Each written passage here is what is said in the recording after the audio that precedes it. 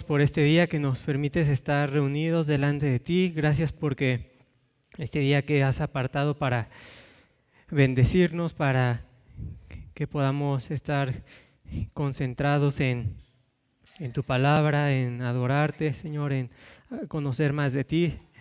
Te pedimos que en este tiempo de estudio tú nos ayudes, Señor, que nos ayudes a poder entender un poco más este tema de la Santa Cena que instituyó el Señor Jesús, y te pedimos que pueda quedar grabado en nuestros corazones para que podamos celebrar esta ordenanza con un mayor entendimiento, podamos ser más beneficiados de esta ordenanza, Señor. Y te pedimos también que me ayudes a mí a ser claro y a ser fiel a tu palabra, Señor.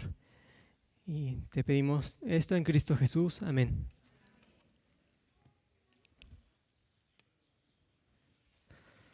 Bueno, hermanos, nos encontramos ahora en la sección de nuestra confesión de fe que trata sobre las ordenanzas. Y esta sección abarca 3 capítulos, el capítulo 28, 29 y 30. Y en el capítulo 28 vimos de manera general la naturaleza o cuáles son las 2 ordenanzas que instituyó el Señor Jesús para la iglesia en el Nuevo Pacto. Y luego en el capítulo 29 vimos con mayor detalle la doctrina del bautismo y una doctrina distintiva de nosotros como bautistas reformados. Y ahora en el capítulo 30 vamos a ver la segunda ordenanza o sacramento, que es la Cena del Señor. Y en este capítulo 30 tenemos 8 párrafos, lo que nos deja ver la importancia que tiene esta doctrina, que conozcamos o recordemos qué es la Cena del Señor, cuáles son los beneficios, qué sí creemos acerca de la cena, qué es lo que no creemos, cuáles son algunos errores que existen, por ejemplo, en la Iglesia Católica Romana con respecto a la misa. Y es importante que conozcamos esta doctrina porque es un elemento central de la adoración cristiana, de la adoración en la iglesia. Si tenemos un entendimiento bíblico correcto y cada vez mayor de la Cena del Señor, vamos a poder beneficiarnos cada vez más de este medio de gracia, y por otro lado vamos a evitar errores a la hora de celebrar esta ordenanza. Ahora, hermanos, es interesante saber que durante la época de la Reforma, durante el siglo XVI, una de las doctrinas que más estuvo en medio del debate fue justamente la de la Cena del Señor. Hubo debate entre protestantes y católicos, pero luego también entre los mismos protestantes hubo debate respecto al significado de la Cena del Señor, como entre Lutero, Calvino, Zwinglio. Estos grandes reformadores también tuvieron sus debates respecto a la Cena del Señor, y es muy interesante conocer todo ese trasfondo histórico, pero en esta ocasión nos limitaremos a considerar lo que encontramos en el párrafo 1 del capítulo 30 de nuestra confesión. Y respecto al trasfondo histórico, solo diré que en nuestra confesión y otras, junto con otras confesiones reformadas como Westminster, siguen principalmente la enseñanza de Calvino respecto a la Cena del Señor. Ahora, en este párrafo 1 tenemos básicamente 2 secciones en este párrafo, y así voy a dividir mi estudio en estas 2 secciones y finalmente vamos a ver algunas aplicaciones prácticas. Y la primera sección de este párrafo es respecto a la institución de la Cena del Señor. La institución de la Cena del Señor. Dice el párrafo 1 del capítulo 30: la Cena del Señor Jesús fue instituida por Él la misma noche en que fue entregado, para que sea observada en sus iglesias hasta el fin del mundo.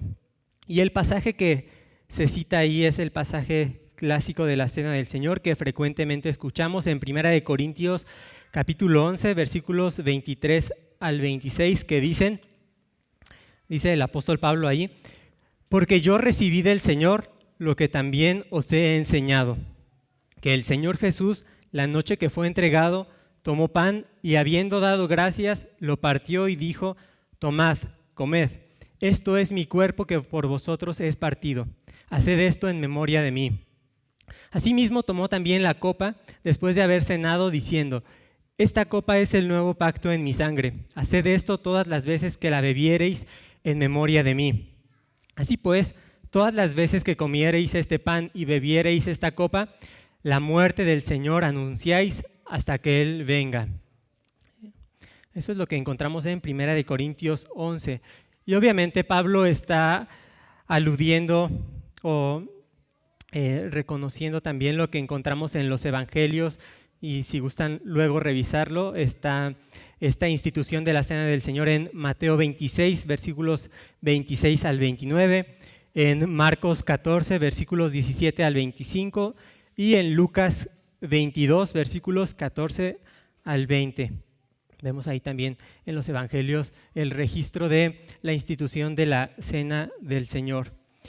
Y ahora, en esta primera sección de nuestro párrafo vemos algunas cosas que ya se mencionaron en el capítulo 28. Así que las veremos brevemente. En primer lugar, dice aquí que fue el Señor Jesús quien instituyó la cena. Fue el Rey, fue el único legislador que instituyó esta ordenanza para que la iglesia la guardara. Y por eso mismo le llamamos la Cena del Señor. La Cena del Señor.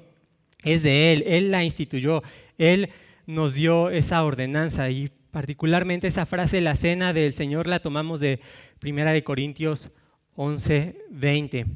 Ahora, el Señor Jesús instituyó esta ordenanza cuando estaba reunido con sus discípulos aquella noche en que posteriormente iba a ser entregado para ser crucificado, en lo que se conoce como la última cena.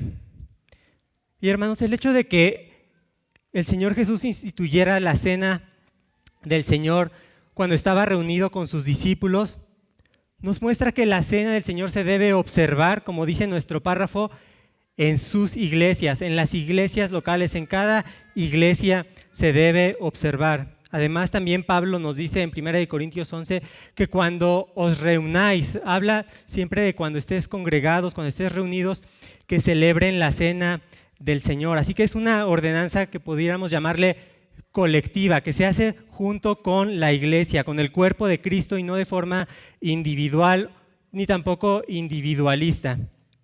Es decir, yo aquí tomo la cena yo solito con el Señor, con Dios. Es una ordenanza que se ha de celebrar en la iglesia. Y finalmente, en esta primera sección de nuestro párrafo vemos que esta ordenanza ha de ser observada hasta el fin del mundo. Es una ordenanza perpetua. Ha sido observada por cerca de 2000 años y seguirá siendo guardada hasta que el Señor regrese, hasta el fin del mundo. Eso es lo que tenemos en esta primera sección de nuestro párrafo. Ahora pasemos a la segunda sección, que la podemos llamar los propósitos de la Cena del Señor. Los propósitos de la Cena del Señor, y vamos a ver 5 en este párrafo. El primer propósito que nos dice nuestro párrafo es para que se haga memoria perpetua y se proclame el sacrificio de sí mismo en su muerte. En este propósito, entonces, vemos que la Cena del Señor es para hacer memoria y proclamar el sacrificio de Cristo. La Cena del Señor nos lleva a recordar la obra de Cristo. Esto es muy claro cuando leemos allí en los evangelios o en 1 Corintios 11 que el Señor dijo: haced esto en memoria de mí. Haced esto en memoria de mí. Implica el uso de nuestra mente, de nuestras facultades mentales. Y esto evita, hermanos, que pensemos en la Cena del Señor como algo mágico, algo místico, carente de significado. Es verdad, hermanos, que frecuentemente decimos aquí, la Cena del Señor es más que un recordatorio. Y es verdad, pero no es menos que un recordatorio, no es menos que un hacer memoria de lo que el Señor Jesús hizo. ¿Y qué es lo que recordamos? Particularmente la muerte sacrificial de Cristo por nosotros. Eso es lo que recordamos, de lo que hacemos memoria, que Cristo, siendo verdadero hombre, entregó su cuerpo para ser molido por nosotros. Y eso es lo que está simbolizado en el pan. Por otro lado, que Él derramó su sangre para el perdón de nuestros pecados y para establecer el nuevo pacto. Y eso es lo que está simbolizado por el vino. Así que, hermanos, ¿qué es lo que recordamos en la cena del Señor? Recordamos el Evangelio, lo que Cristo hizo por nosotros y de forma muy especial su muerte en nuestro lugar. Y hermanos, nuevamente este recordatorio, hacer memoria, hacer uso de nuestra mente, no simplemente es traer recuerdos y hacer un ejercicio mental superficial, es un recordatorio que debe afectar nuestras almas, que debe mover nuestros afectos para amar más y más a nuestro Salvador. Cuando traemos tal vez quizás memoria, quizás traemos recuerdos de alguna persona que ya no está con nosotros, pero que apreciamos, eso no solamente es como un recordatorio superficial, mueve nuestra alma, mueve nuestros afectos, nos trae buenos recuerdos, etcétera, pero mucho más cuando recordamos qué es lo que el Señor Jesús hizo por nosotros. Nos mueve a amarlo cada vez más. Además de que hacemos este recordatorio confiando en que Él es nuestro único, perfecto y suficiente Salvador. Y también este primer propósito nos dice que proclamamos el sacrificio de Cristo. ¿A quién proclamamos este sacrificio? En primer lugar, hermanos, lo proclamamos delante de Dios. Estamos proclamando delante de Dios, estamos adorándolo en su presencia, agradeciéndole por haber dado a su Hijo Cristo por nosotros. Eso es una proclamación de la iglesia delante de Dios. En segundo lugar, también lo proclamamos junto con nuestros hermanos, junto con los que estamos celebrando esta cena, con los demás miembros del cuerpo de Cristo. Y en tercer lugar, por supuesto, proclamamos el sacrificio de Cristo ante los perdidos que están presentes cuando se celebra la cena del Señor. Así que este es el primer propósito, hacer memoria y proclamar el sacrificio de Cristo. El segundo propósito que nos dice nuestro párrafo es para confirmación de la fe de los creyentes en todos los beneficios de esta, en todos los beneficios de la muerte de Cristo.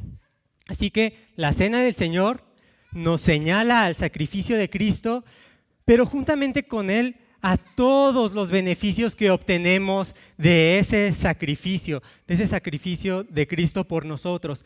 ¿En qué beneficios podemos pensar que hemos obtenido como creyentes gracias al sacrificio de Cristo? Podemos pensar en lo que se le ha llamado la cadena de oro de la salvación, que encontramos, por ejemplo, en Romanos 8, pero podemos pensar en que el Padre nos ha llamado eficazmente, habiendo estado muertos en nuestros delitos y pecados, Él nos resucitó y nos llamó. Podemos pensar en otro beneficio como el perdón de los pecados, la justificación gracias a la obediencia de Cristo. Podemos pensar en que gracias a ese sacrificio ahora somos adoptados como hijos del Padre.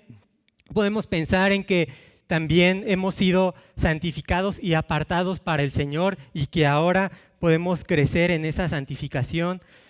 Podemos pensar en otro beneficio como la fe y el arrepentimiento como dones que Dios nos ha dado para poder reconciliarnos con el Señor. Podemos pensar también en que Él nos ha dado su Espíritu para poder producir buenas obras, para poder tener frutos que lo glorifiquen.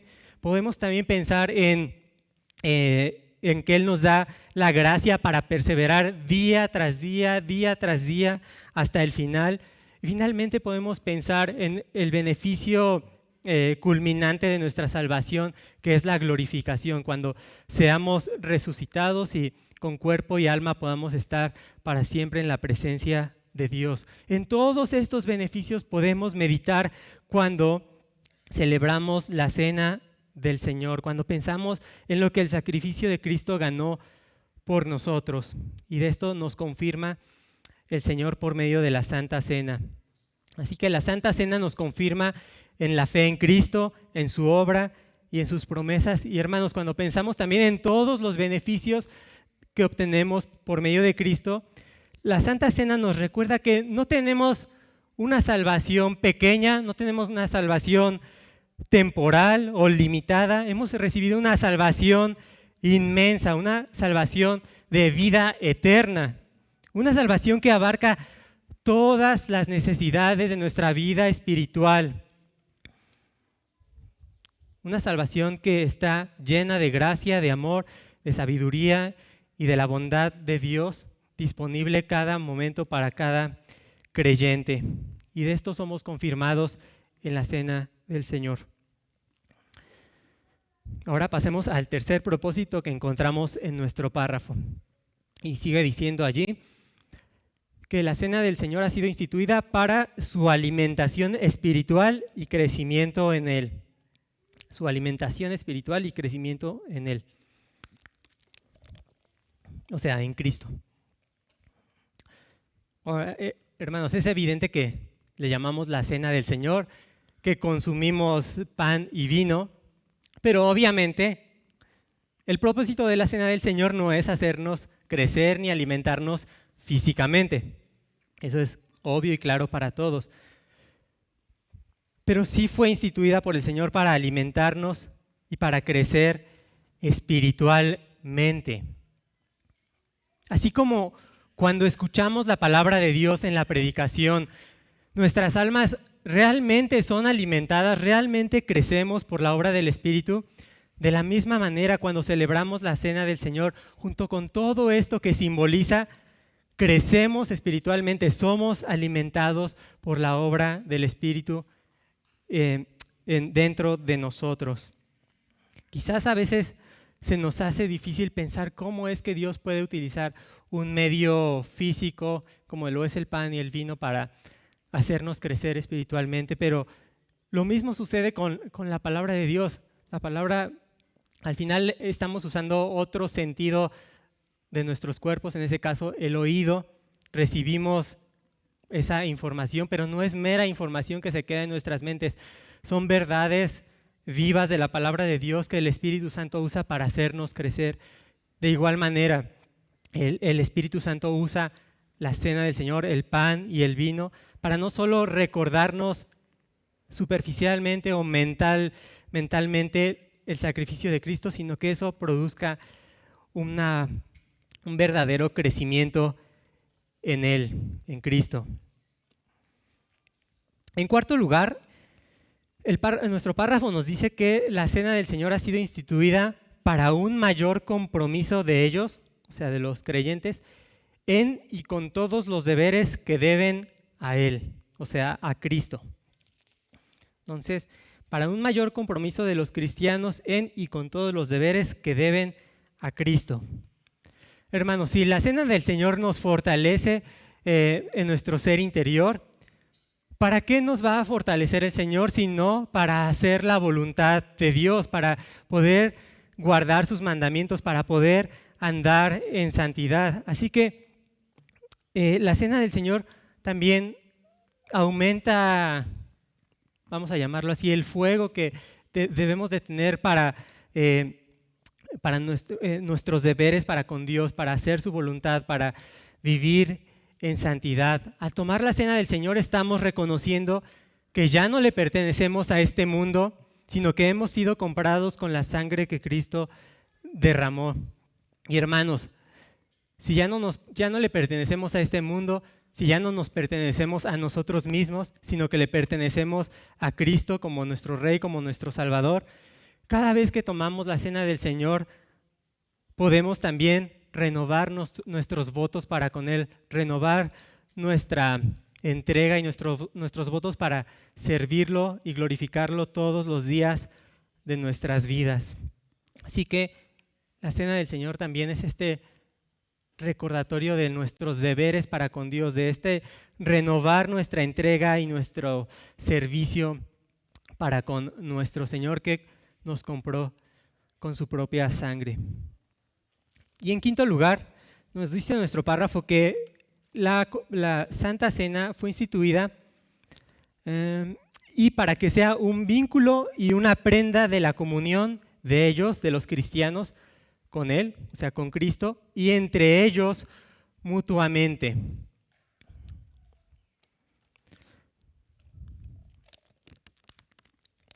Si se fijan, hermanos, los primeros 4 beneficios o propósitos de la Cena del Señor tienen que ver un poco con nuestra relación que como cristianos tenemos con Dios, una relación vertical.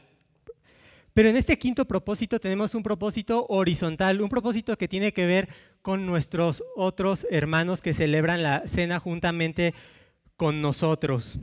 En la Cena del Señor no solamente tenemos comunión con Cristo, con el Cristo resucitado, sino que además tenemos comunión con los demás miembros del cuerpo de Cristo.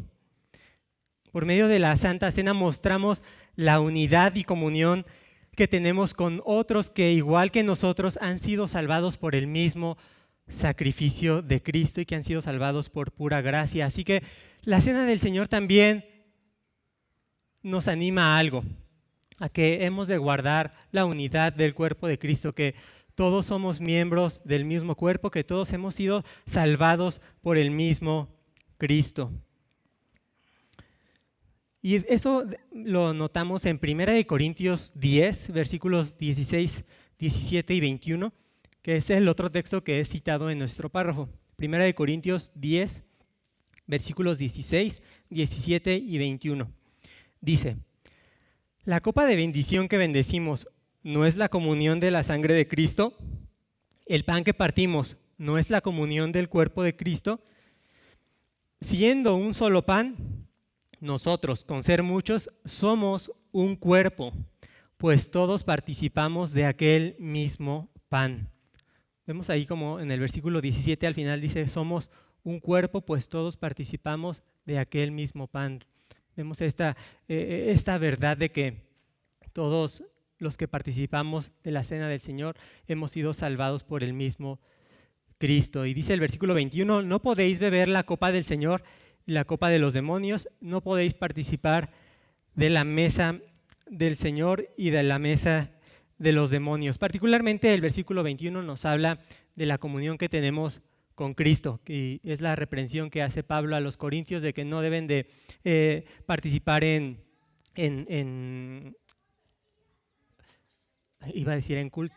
cultos de algún tipo demoníaco, porque cuando participan en ese tipo de rituales demoníacos hay una comunión con seres espirituales de maldad.